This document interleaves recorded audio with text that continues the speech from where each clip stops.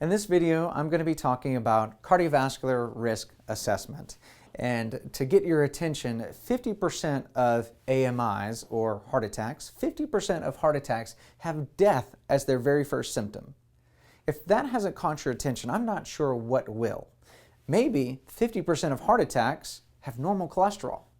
If cholesterol is such the culprit that we've been taught, then why do 50% of the people that have heart attacks have normal cholesterol levels? It's because cholesterol is not the problem. Inflammation is. One more statistic for you is that 45% of heart attacks are silent and aren't even picked up until you get into some of the later stages of it. So let's begin with understanding our diagram, and then I'll show you all of the inflammatory markers and testing that you can do to further understand your actual cardiovascular risk, because it's not an EKG. An EKG is one of the latest signs of disease, and by the time you're showing signs on your EKG, you've got much bigger problems going on. So let's start at the top of the diagram. Everything starts with inflammation. And in numerous of my other videos, I talk about the functional medicine aspect of what are all the causes of inflammation. So we won't go over that now. We'll just say there's a bunch of blue arrows that cause inflammation.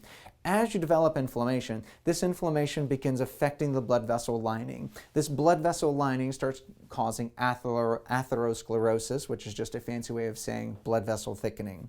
And we'll save that whole process for another video. But this atherosclerosis causes real disease. So the four diseases we're going to consider here is the kidneys. So as the blood vessels thicken in the kidneys can't filter urine as well, filter the blood, make urine as well. So there's kidney disease. Then, of course, the brain can't flow blood very well, so it has a stroke. And then as the heart goes, you can get angina, which is chest pain, or you can get structural changes. And all of these lead to heart attacks or bypass or heart failure. A common thing I hear from patients is, oh, I never had a heart attack, I had a bypass. Well, that's the same thing. They just caught you before you had a heart attack. But as far as I am concerned, you have coronary artery disease. As far as your cardiologist is concerned, you have coronary artery disease. They're going to treat you the same, whether you've had a heart attack or bypass, because it's the same thing. And of course, if you've had enough structural changes, you develop heart failure, and that has its own accompanying symptoms with it.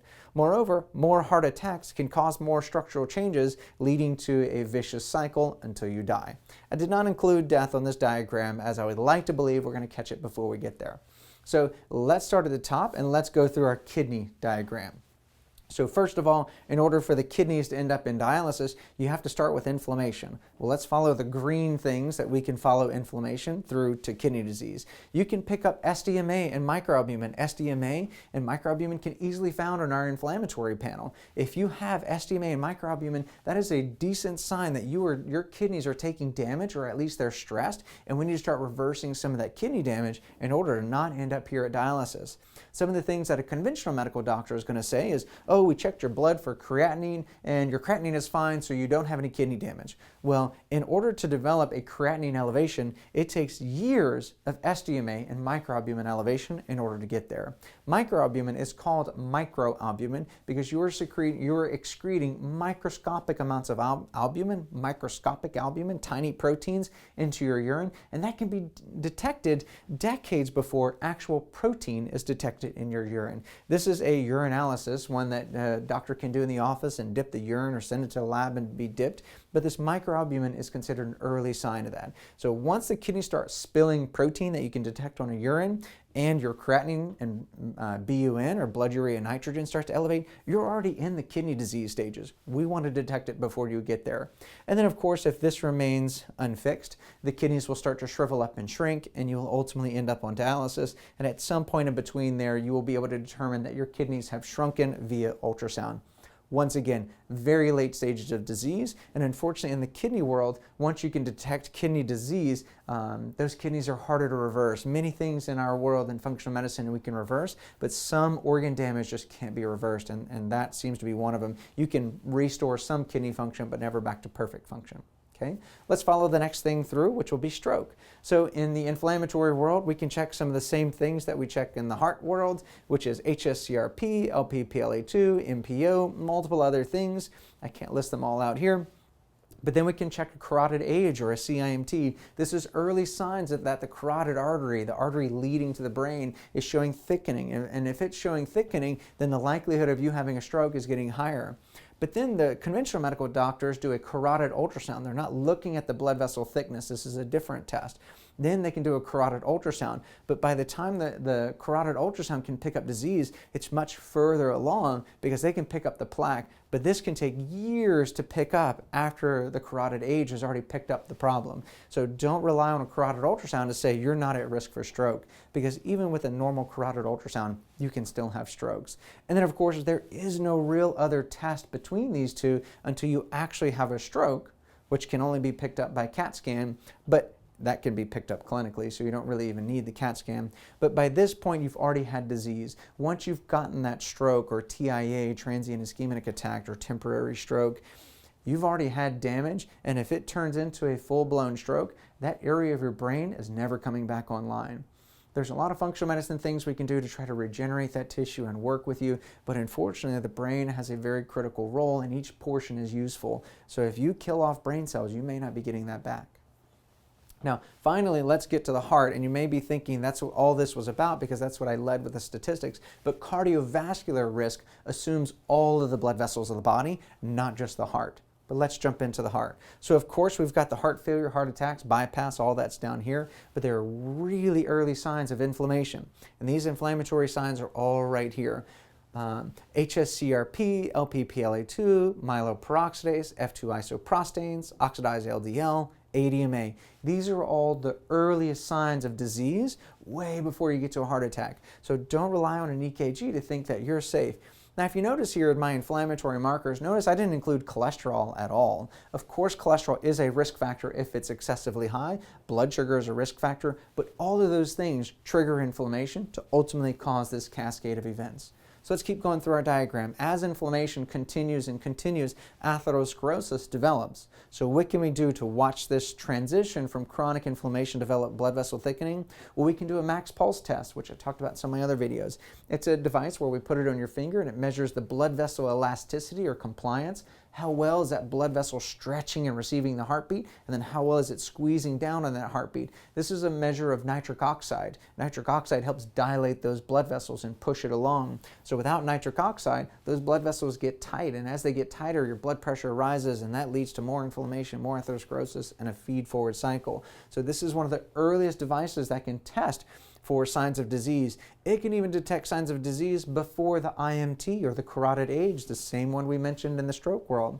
Now, despite the carotid artery feeding the brain, we consider the carotid artery as a good measurement of heart function, because if the carotid artery is developing plaque or thickening, then you can pretty much assume every other blood vessel is creating plaque and thickening as well. So we use this as a good marker of heart health. Another thing you can do is a calcium score. The calcium score measures how much calcium may be around your heart. Now, the downsides of this test is that it's a radiation test. It is a CAT scan, so you're exposed to radiation. So it's not my favorite test because there is more risk involved than all the other ones I'm mentioning have no radiation. They're just either blood test, urine test, or ultrasounds. The calcium score is the only one with radiation. And so one test wouldn't be a big deal, but the fact is if you're using this to trend, then you're going to have to get multiple radiation doses, and that raises your risk for cancer as well as oxidative stress. So I'm not a big fan of calcium score.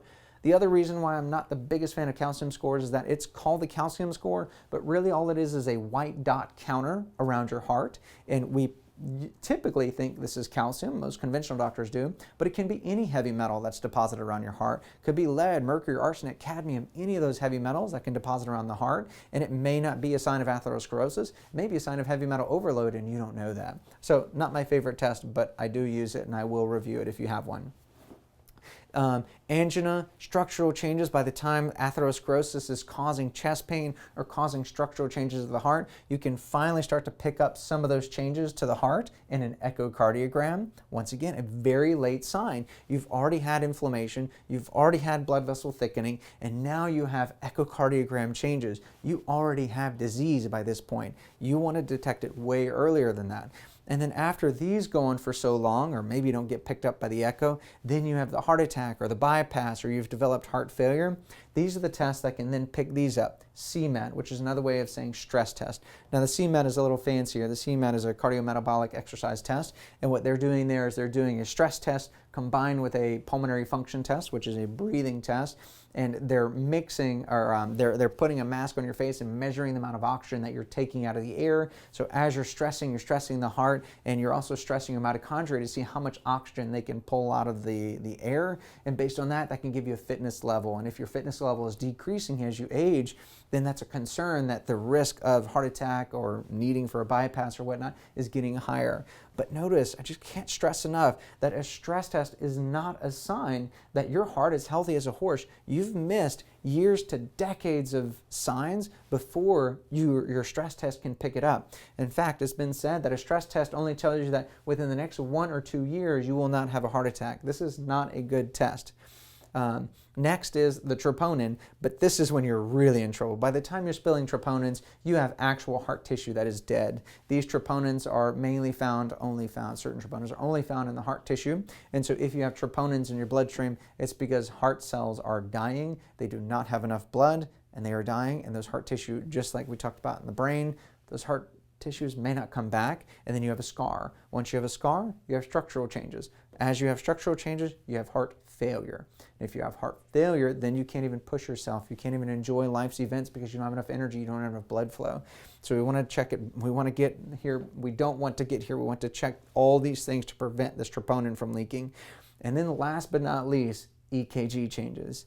So the EKG is either going to detect a massive heart attack, so you're going to have massive amounts of troponin, or it's going to detect a silent heart attack. So if you have signs on your EKG that you may have had a heart attack, but you don't ever know you had one, then you probably fall in this category of 45% of people that have had heart attacks are silent, and they would have never known it. But the EKG can pick up that scar. Usually the scar is not big enough for the echo to pick up on it, but the EKG can pick it up. But once again, late sign, meaning you've already had it. So guys and gals, when you go to the doctor and they do an EKG or they do a stress test and say, oh, you're healthy, don't believe them. You have to do this other testing, and of course you have to do inflammatory testing to really know if you're at risk for heart attacks or not. And then of course, if you have any of these markers and your doctor isn't sure how to treat it or how to reverse it, then you need to find a functional medicine doctor to help you figure out these blue arrows that are causing the inflammation. Number one thing you can do is improve your nutrition. Eat a paleo diet, avoid toxins, eat as many vegetables as you can. This is the summary of cardiovascular risk assessment and what are the different tests that you can do to assess damage as they go along. I hope it helped.